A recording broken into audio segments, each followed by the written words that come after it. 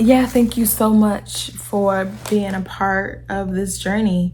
Thank you so much for allowing yourself to feel, allowing yourself to take God in. Some connection versus disconnection. As you have seen in the previous episodes, I was a little shaky with my feelings going for the next season of my life and what it's doing for me and what God is doing for me. And I've now learned to just relax, release, because that's all I can do. So, because it's out of my hands, and truly just surrendering to God and understanding that though I may not see it, doesn't mean that He's not working. What the baby girl said, even though I can't, even when I can't see it, you're working. You never stop working. Cause yeah. So venting is a part of connection and disconnection. When we connect with others, we usually start by connecting with them through conversation. And with conversation brings venting. Sometimes we'll talk so much that we end up venting to the person and we're just like, this is what happened. This is what's been going on. This is how I'm feeling. And then sometimes we may or may not ask them for their opinion and what they should do as far as action steps. You also have disconnection. Usually, if you are in a dysfunctional place with someone, the connection that you once had with them will turn out to be disconnection. It's almost like you and a person having a good relationship, y'all end up falling out about something, y'all can't talk anymore. That's disconnection. You can also have that with someone that you don't know. So many people are like, oh, we have a strong connection. And then you also have people to where there's a disconnection. There's a disconnect.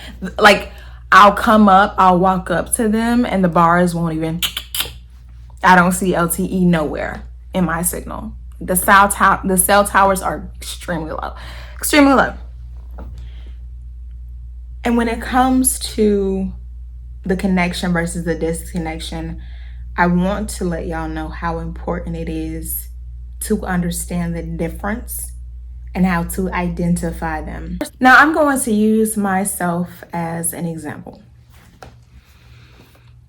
There are some close individuals that I have a strong disconnection with. Strong disconnection. We always talk about how blood is thicker than water. My blood is low. My blood is very low. No biggie. It's just low. Oh well.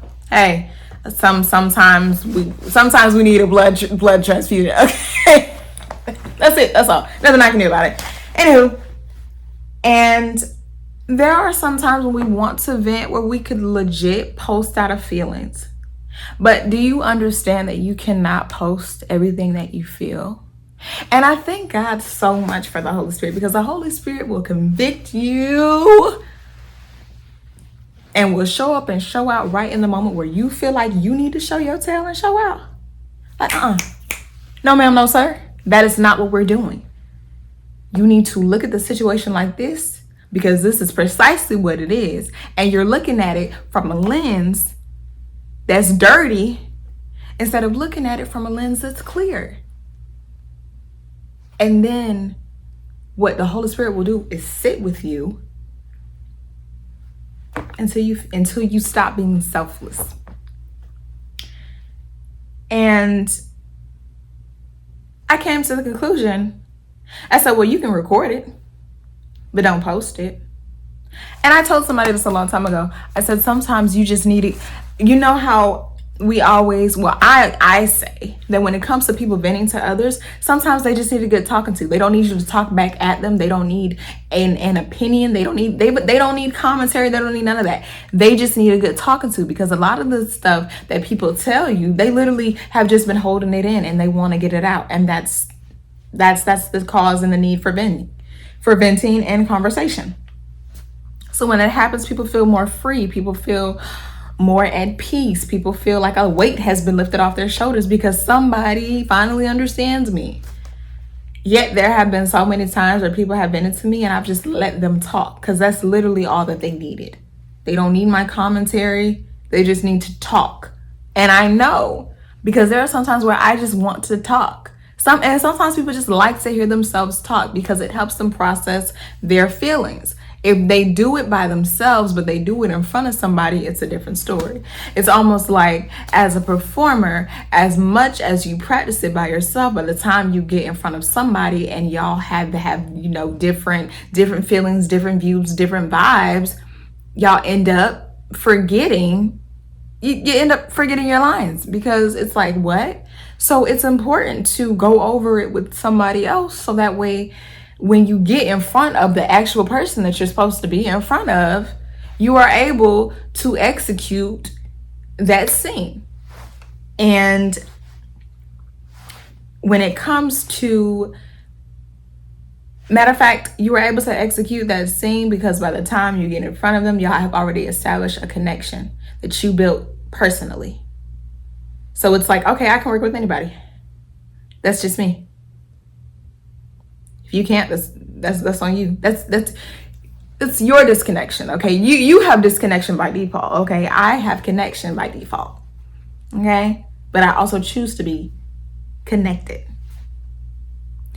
But understand this, when you have God as the connector, you don't have to worry about disconnection unless you're disconnected from God. When it comes to posting out of your feelings, you can sometimes do that out of spite. And when you do it out of spite and you do it too fast, that's when you want to delete what you've already said before the person or whatever, because we love to do things subliminally. And even for the ones that don't, you still end up posting out of feelings. And the Holy Spirit is so great with me when it comes to that, because millions of times I will want to post out of feelings. But the one time that I actually sat and I just, tell me why I actually saw 2 posts regarding the same exact thing that I was going to speak on, just cleaner. And I was like, oh wow. But it wasn't the fact so I could post my feelings and post my opinion. It was to let me know that what you were feeling is not valid because it's not you, it's them. You took it personal because it was personal. But you didn't even finish reading what they said in order to make a conclusion about how you felt. And that's really how texts and memos and that's literally how messages can get misconstrued. Because a lot of people read too fast, a lot of people skim through, a lot of people will not take the time of day to read your long paragraph. I'm sorry, they won't. But I had to remember that there are people that are rooting for you, but in reality, there are also people that are praying for you to fail. And you know what? That's okay. There's nothing that you can do about it. Because they aren't you, because they aren't in your shoes, and it's not out of jealousy. It's out of, what's the proper word for it? Regret. Some people regret that they can't go back. But the problem is, you can always go back. If you truly can, you can. If you want to do something that you didn't get the chance to do years ago, you can still do that. The only thing is resources. The only thing is accommodation. But once you figure all that stuff out, nothing else matters. It's out the window. You're ready to accomplish it, so go get it. What people don't understand about me is the fact that no matter who is trying to be against me, I will never stop praying for you. Not when it comes to not as vengeful. I don't have anything to avenge. And even the Lord said, vengeance is mine. I don't have to fight that battle. I don't. And I choose not to. It's weird. It's like, wait, I have someone to fight my battles for me. I ain't gonna lift a finger. So just understand this.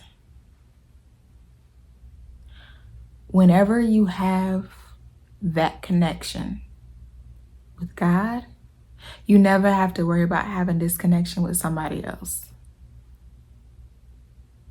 Because if that person is meant to be in your life, if that person is meant to plant seeds, if you are meant to plant seeds in that person's life, I guarantee you, it may not be smooth.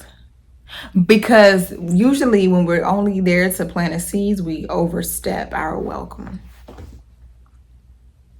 And it's like, why overstay your welcome when God literally told you what to do? Like, it literally says in the word that if you go to a house, do not stay longer than you're welcome. I butchered it. Do not overstay your welcome. Do not cast your pearls among swine. Don't try to make people get it. You're wasting your time trying to make somebody get it. That's going to undervalue what you just said. So it's like,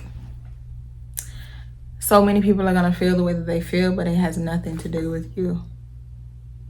It has everything to do with what they feel about themselves and how they are going about in their life and why they feel it should be them instead of you. And honestly, I can't do diddly about that. Because God has favored me. You know? So, understand this connection versus your disconnection. You got another difference. But don't feel bad if you're disconnected with somebody. And if you want connection, pray to God about that. Pray to God. Ask God. Say, God, I don't know what's up. And I really wish our relationship was better. God, I ask that you just touch their heart, that their heart is not hardened towards me, but you soften it so that way they are able to receive what it is that I'm supposed to give them. Because why am I still here if they treat me like this? There are some people that are assigned to you, but there are some people where you are just assigned to them. So I got a connection. Okay, you have a connection too. You just choose not to use it.